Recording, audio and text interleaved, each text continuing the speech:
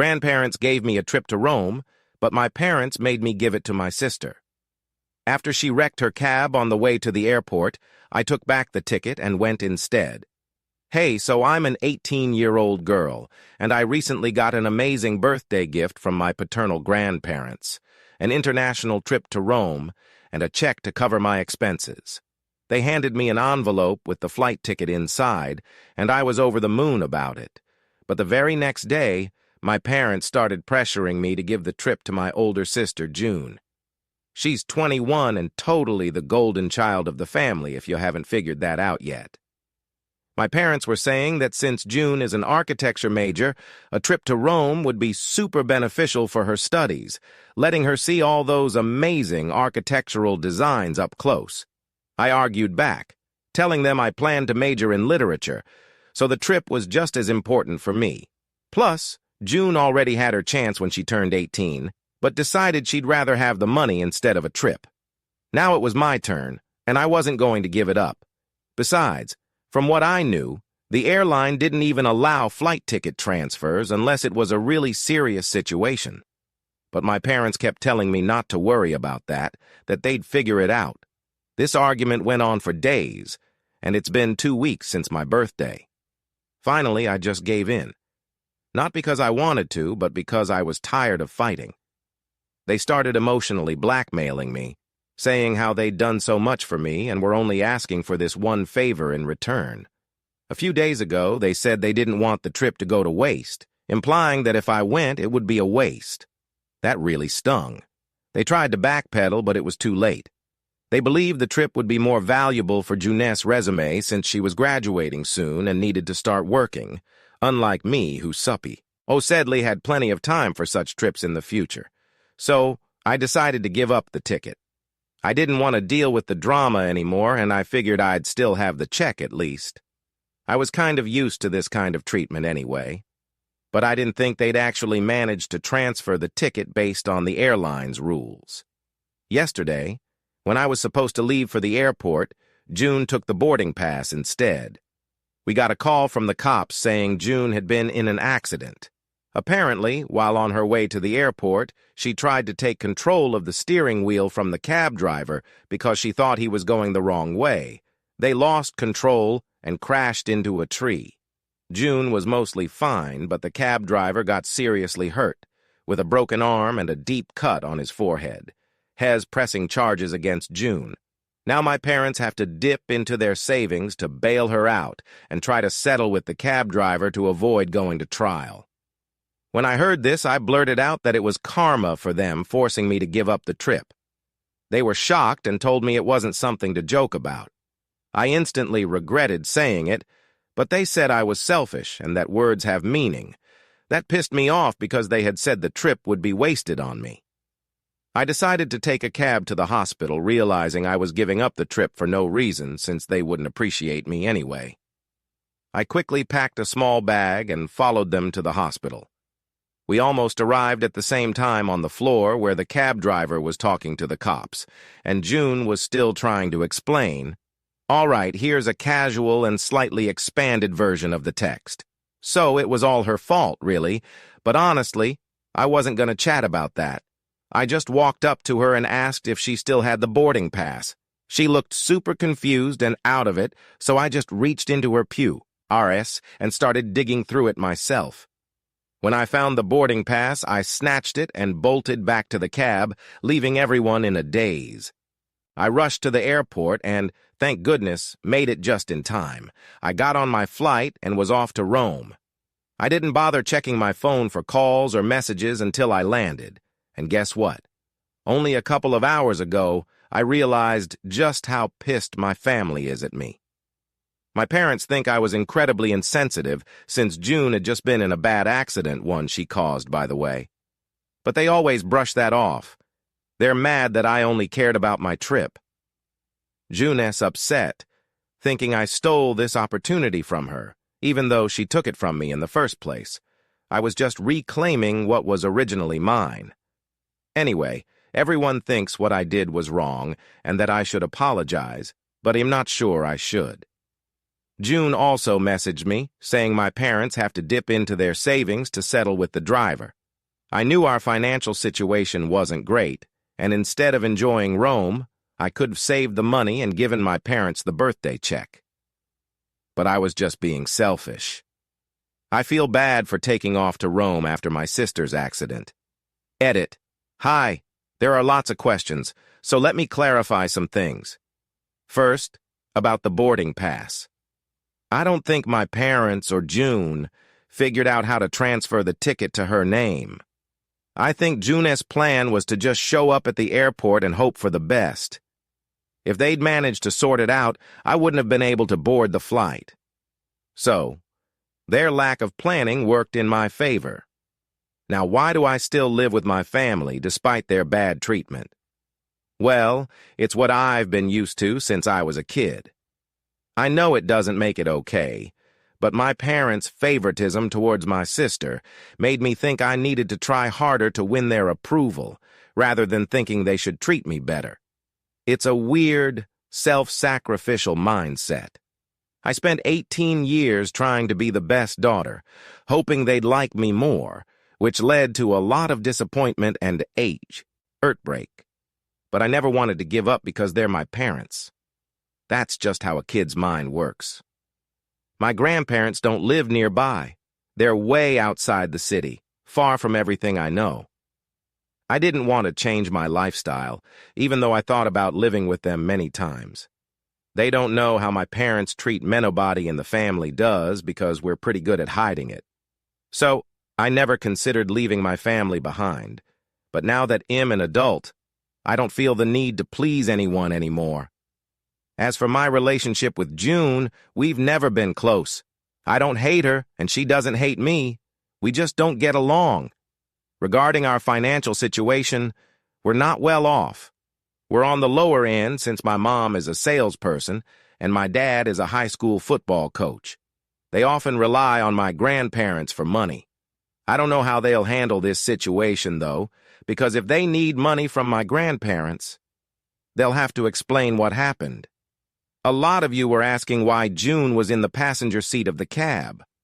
I don't really know, but she always sits in the passenger seat, even on family road trips. It's her spot, and she's a bit of a control freak.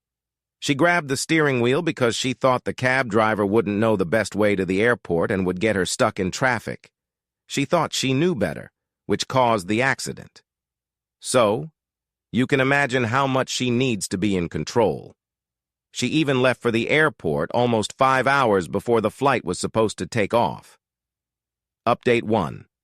Hey, I thought about it for a couple of days and decided to just let loose and enjoy my trip.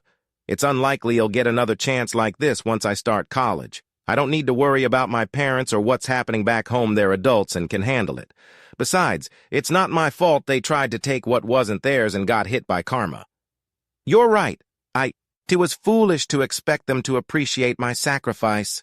They'll always dislike me, and I don't need to please them anymore. I'm currently living it up in Rome and having the absolute time of my life. This morning, I finally opened up to my grandparents about everything going on back home. It was a huge relief, since I'd never told anyone, not even my closest friends, about the mistreatment I faced from my parents. They always favored my sister, and it just felt amazing to get it all off my chest. A lot of you guys had suggested I speak up about it, so I decided to take your advice. My grandparents were totally shocked that this had been happening for so long without me saying a word. I explained that I used to think if I just kept my mouth shut and tried to be a good daughter, my parents would eventually appreciate me. But it's crystal clear now that's never going to happen. My grandparents assured me I did the right thing by telling them and insisted that after my trip to Rome, I should go straight to their place and not back to my parents. They're arranging for me to move in with them, which is such a relief. I told them I'd be moving out for college in the fall, and they promised I wouldn't have to worry about anything since my college is out of state. They even said they'd cover all my expenses, so it's like one conversation turned my life around completely. Now, I don't even have to stress about where to live after pissing my parents off. They made it pretty clear they wouldn't welcome me back. My parents had already told me they wouldn't pay for my college, even though they covered my sister Junet's tuition. They said they couldn't afford it again and that I'd have to fend for myself. But thanks to my grandparents, that's no longer an issue. I'm finally happy with how things are turning out, and in a week, I'll be back home, living a much better life. Update. So my trip ended a couple of days ago, and am now living with my grandparents, as planned. As soon as I landed, I went straight to their place and was surprised to see they'd already set up a guest room for me. They'd even moved all my stuff from my parents' house. They welcomed me with open arms. Turns out after our conversation, my grandparents confronted my parents. My parents had actually called them over to discuss a settlement for an accident June had caused. They needed help financially and didn't want the case to go to trial because June was clearly at fault. But my grandparents brought up my situation first, asking my parents if it was true they'd mistreated me all these years and had even tried to make me give up my Rome trip for June. At first, my parents tried to dodge the topic, saying we should focus on Junet's situation, but eventually they snapped and admitted it, saying Id showed my true colors by going to Rome and abandoning the family during a crisis. According to my parents, Id only gone to the hospital to grab my flight ticket, showing no concern for June or the family.